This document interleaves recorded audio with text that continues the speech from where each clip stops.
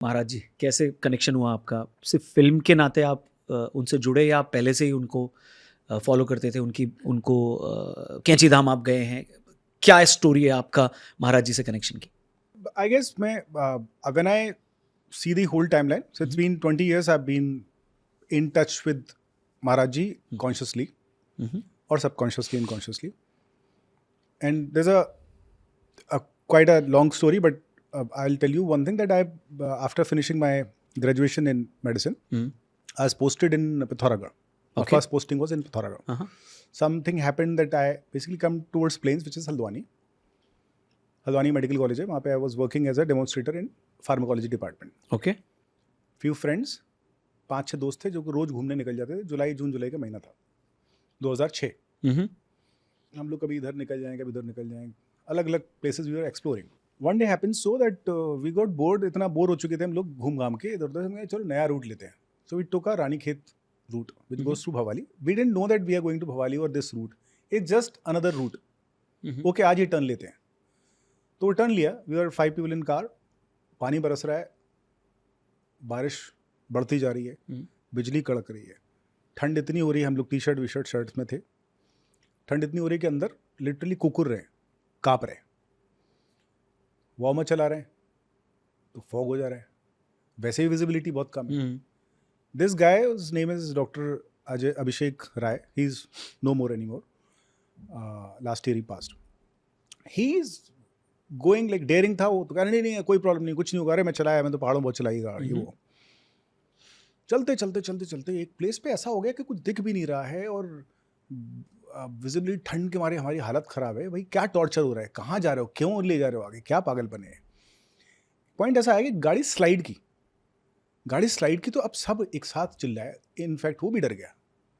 So we had to stop the car. तो उसने side में कार पार्क कर ली. कहा भाई अब यू टर्न भी लेंगे तब जब थोड़ा सा दिखने लगेगा या पानी रुक जाएगा, because it's scary right now. 15 to 20 seconds बारिश सुप करके रुक गई. इंटरेस्टिंग भाई, क्या है. थोड़ा विजिबिलिटी भी क्लियर हो गई और 15-20 सेकेंड या 1 मिनट के अंदर ही वहाँ पर रोशनी भी आ गई. Okay. Not proper sunlight, sunlight थी जो कहीं पे आ रही थी, but it basically lit the place. दिख गया आपको सब? ठीक. सब दिखने लगा.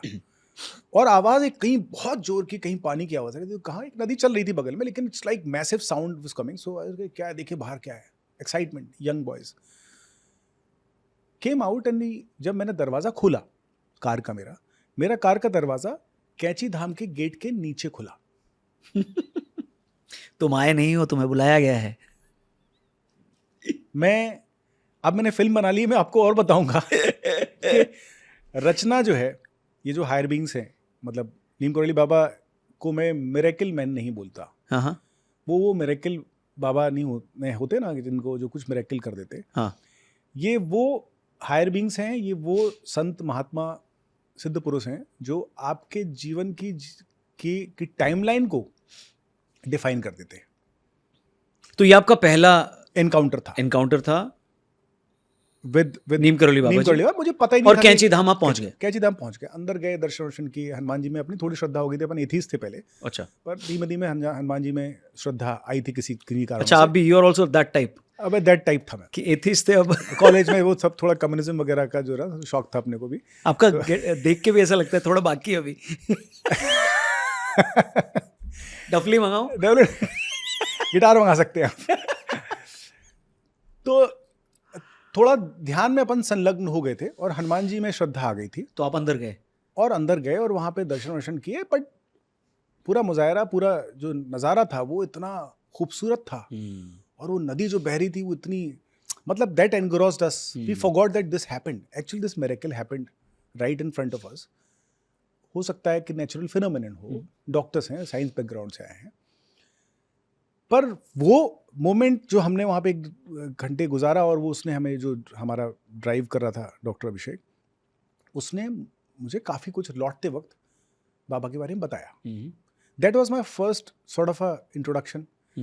आप जब मैंने फिल्म बना लिए, अब मैं आपको कुछ इवेंट्स बताऊंगा. You will probably might get you के आपको गूज़बम्स आ जाए. तो उस पे आने से पहले जी, आप ये बताइए अपने एक्सपीरियंस में भी, और जितने लोगों से आपने बात की, क्योंकि आपने रिसर्च काफ़ी की होगी फिल्म बनाते वक्त. बहुत लोगों से बात की होगी, डिवोटीज़ को आपने रीच आउट किया होगा. बाबा के बारे में बहुत कुछ पढ़ा होगा जी। नीम करोली बाबा हैं कौन? मैं थे कौन है नहीं बोलूँगा, मैं हैं कौन कौन? बोलूँगा। वो हैं कौन? क्या वो एक मिरेकल मैन है? क्या वो सिर्फ एक संत हैं? वो हैं कौन? क्या कैसे डिफाइन करेंगे आप उनको? तो ये बहुत बड़ा क्वेश्चन था, क्योंकि बहुत से लोग उनको हनुमान जी का ये हल्का अवतार भी बोलते हैं, और ये बहुत बड़ा सवाल था कि हाँ। मतलब उनको डिफाइन कैसे किया जाए। एक होता है कि कोई भी हायर बीइंग होता है कि कोई उसका फिजिकल फॉर्म है तो जो दिखता है, हाँ जी, उसके अराउंड एक ऑरा तो नहीं होता, एक ऑरा तो नहीं होता, और ना हाथ में चक्र होता है, ना कोई हाँ ऐसी जी, चीज होती है, जो right? वो generally it's a- calendar it's a- photos होते हैं। Current photos. हाँ, हम एक सामान्य मनुष्य की तरह ही उनको देखते हैं, जो हमें दिखाई देते हैं ठीक है। फिजिकल फॉर्म में। बट उनका जो रेलम है, उनका जो अदर डायमेंशंस में उनका जो ये है, वो बहुत वाइड होता है। वो आप उसको एक इंसान मनुष्य को देखने की वो क्षमता मनुष्य के अंदर नहीं होती है। दूसरा सिद्ध पुरुष ही दूसरे सिद्ध पुरुष को देख सकता है। हाँ, तो मेरे लिए फिल्म का टाइटल, फिल्म बाबा की पोजीशन कैसे करें, कैसे बात बोलें, कैसे उनको पोजीशन कैसे किया जाए, तो बहुत समय तक जब हम इस सवाल को पे जूझते रहे, तो मुझे बात ही समझ में आई कि हम एक इंसानी फॉर्म, उनके जो मनुष्य का रूप है, स्वरूप है, उसके बारे में बात कर रहे हैं। तो मैं इस फिल्म के जरिए मैं क्या मानता हूँ, ये मेरा पर्सनल बिलीव है। हाँ, मेरा मानना है कि वो एक हायर बीइंग है, जो जिनके अंदर हनुमान जी का अंश है, या हनुमान जी का तत्व है, या हनुमान जी स्वयं है, या जो भी आप इसको बोल सकते हैं। ठीक है। ये मेरा अपना एक पर्सनल बिलीव है। पर एक फिल्म के मोड में अगर मैं बोलूं, तो वो पहले वो एक मनुष्य जो अपनी एक एक एक एक, एक, एक संत परंपरा में गया हुआ व्यक्ति, जो अपने आप को एक जगह से दूसरे, एक लेवल से दूसरे लेवल से तीसरे लेवल, चौथे लेवल पे को अनलॉक करता रहता है। वो हो सकता है कि उनके पास में ऑलरेडी अनलॉक्ड हो, पर वो एक ह्यूमन फॉर्म में आके अलग अलग विधियों से अनलॉक करते हैं। किस तरह आप किस लेवल पे पहुंच चुके हो, ये बात आप एक डिफाइंड समय पे ही आप वो अनलॉक होगा, और आप डिफाइंड समय पे ही वो आप ऊपर जाओगे। तो मेरा आंसर इस बात को लेके है कि Neem Karoli Baba for me is a higher being who is existing even today. एक संत जिन्होंने उपदेश ना देके लोगों को एग्जाम्पलीफाई करके चीजें, लीलाओं के थ्रू एग्जाम्पलीफाई करके उन्होंने लोगों के जीवन परिवर्तन किए। ओके। तो मैं बहुत छोटा व्यक्ति हूं, और मैं एक भक्त हूं बाबा का, जो बाबा को अपने एक तरीके से देखता है। एक फिल्म मेकर भी हूं, जो बाबा को दूसरे तरीके से देखता है। तो आप जो हैं और फिल्म में जो दिखाया आप कह रहे हैं वो दोनों अलग हैं? नहीं, मैं उस लेवल तक पहुंचते पहुंचते मुझे लगता है 3 फिल्में, जो मैंने आपको बताया था, ट्रिलॉजी है ये फिल्म। ठीक है, पहले मैं उनके फर्स्ट पार्ट के बारे में बात है, जो पहले 40 साल के बारे में बात है। ठीक है।